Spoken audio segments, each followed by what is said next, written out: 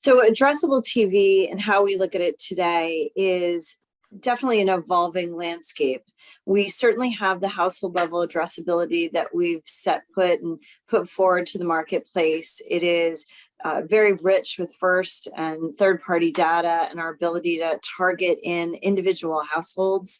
We see a little bit coming up in the network world again, and there's some great trials in that space. And we hope that that continues. But we also see some really good success with areas like data-driven linear and the potential to really inform brands in the future of where we are. It feels like we're at a turning point where we now can take the data that we're having being brought in and flip that over in data-driven linear to be really bit more thoughtful and creative in our placements and the video landscape in totality.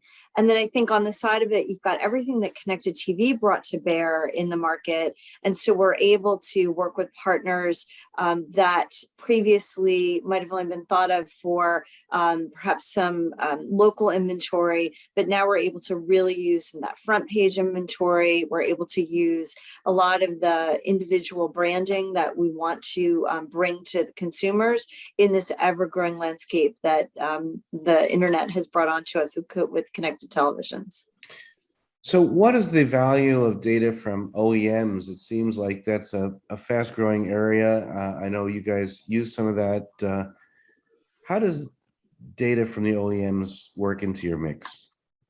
Yeah, as we start to bring in the data from the OEMs, it is such a rich area for us to bring in new targeting.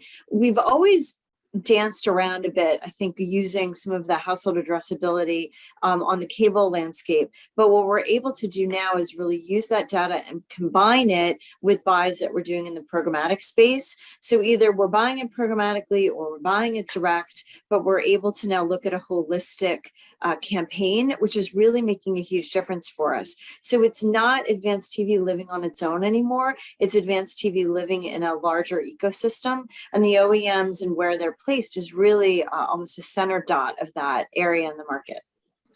Jen, let's talk about your clients and buying and, clients who are engaging in advanced TV.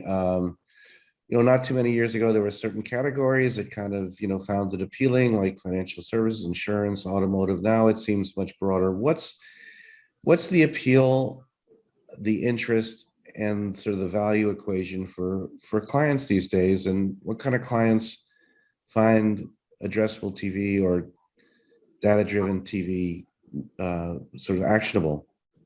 When we started Household Addressable and we were doing some of those first trials, Andy, way back when, a lot of it, what we were doing is looking at target audiences and trying to figure out what would resonate. We didn't have as hefty of a lift in the programmatic space that we do now, and we didn't have multiple ways to test out those target audiences.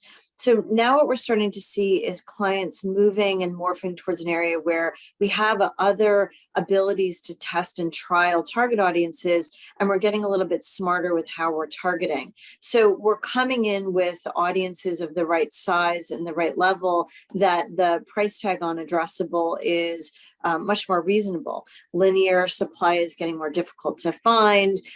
We've got a great opportunity in programmatic and digital to also find video. But now what we're starting to find is household addressable. We can take those target audiences and dial down into this linear area that is much more achievable for our clients. They are deeper with their targeting. We are more educated on our side of finding target audiences with the right third parties. And when we can, we'll bring in first party data, which of course is the way to do this as much as we can. But the teams themselves and the clients, I have seen a renewed interest in the last couple of years. We're having many more conversations about what's possible, especially as we can try to move some marketplace dollars into the side of the equation. And how does the need for unduplicated reach, fit into planning, and how's that considered? Yeah, we're doing a lot in the data-driven linear side.